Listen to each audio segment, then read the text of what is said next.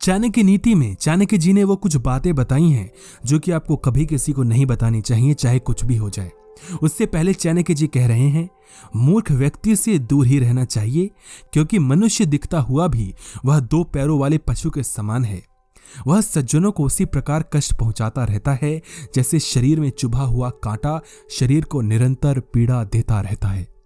चाणक्य जी का कहने का भाव है, कांटा छोटा होने के कारण अदृश्य हो जाता है और शरीर में धंस जाता है। मूर्ख की भी यही स्थिति होती है, वह भी अनजाने में दुख और पीड़ा का कारण बनता है। अक्सर लोग मूर्ख की ओर भी ध्यान नहीं देते, वे उसे साधारण मनुष्य ही समझते हैं। चाणक्य जी आगे कहते हैं, सुंदर रूप वाला, यौवन से युक्त, ऊंचे कुल में उत्पन्न होने पर भी विद्या से हीन मनुष्य सुगंध रहित ढाक अथवा टेसु के फूल की भांति उपेक्षित रहता है, प्रशंसा को प्राप्त नहीं होता। चाणक्य जी कह रहे हैं, दोस्तों, यदि किसी व्यक्ति ने अच्छे कुल में जन्म लिया और देखने में भी उसका शरीर सुंदर है, परंतु वह भी विद्या से हीन है, तो उसकी स्थिति भी ढाक के उसी फूल के समान होती है जो गंध रहित होता है। ढाक का फूल देखने में सुंदर और बड़ा होता है, परंतु जब लोग यह देखते हैं कि उसमें किसी प्रकार की सुगंध नहीं है, तो वे उसकी उपेक्षा कर देते हैं। न तो वह किसी देवता के पूजन में चढ़ाया जाता है, न ही साज श्रृंगार से उसका उपयोग किया जाता है। चाणक्य जी ने आगे और खूबसूरत बात कही है, लेकिन उससे पहले वीडियो को लाइक कर दीजिए।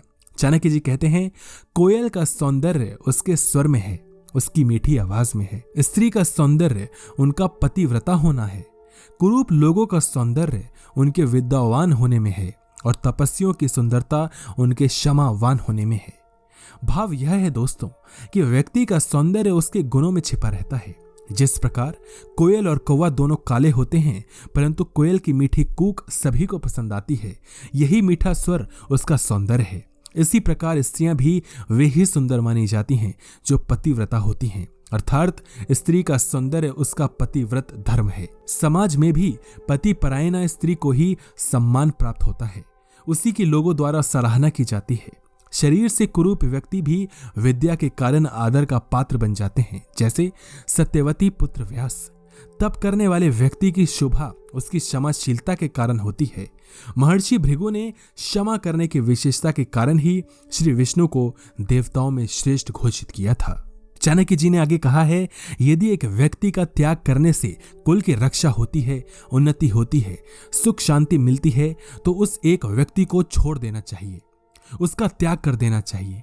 ग्राम के हित के लिए कुल छोड़ देना चाहिए। आगे कहते हैं कि यदि एक गांव को छोड़ने से पूरे जिले का कल्याण हो, तो उस गांव को भी छोड़ देना चाहिए। इसी प्रकार आत्मा की उन्नति के लिए सारे भूमंडल का ही त्याग कर देना चाहिए। चाणक्य जी यहाँ पर, दोस्तों, छोटे स्वार्थों के त्याग की ओर संकेत कर रहे हैं।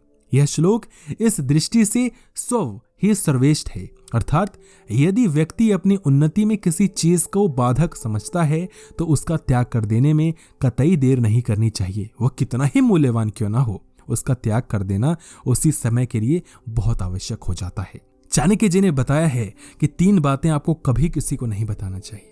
पहली, कि आपके पास कितना पैसा है, क्योंकि इससे लोग आपको हानि पहुंचाने की दृष्टि से आपको देखना शुरू कर देंगे।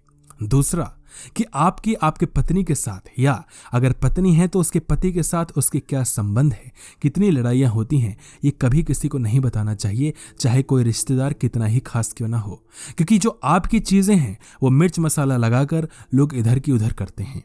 तीसरी चीज जो कि चाणक्य जी ने बताई है कभी किसी को नहीं बतानी चाहिए, वो होते हैं आपकी फ्यूचर प्लानिंग, वो होते हैं आपकी भविष्य की चीजें जो आप करना चाह रहे हैं। क्योंकि जैसे ही आप अपना प्लान किसी के साथ शेयर करते हैं, लोग आपको डिमोटिवेट करते हैं और आपको नीचा दिखाते हैं।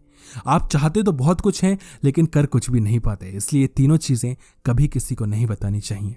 हाथ जोड़ के निवेदन है कि इस वीडियो को शेयर कर दीजिए सभी लोगों के साथ, ताकि वो लोग भी चाणक्य जी का ज्ञान ले पाए। वीडियो अच्छी लगी हो तो वीडियो को लाइक कीजिएगा। धन्यवाद।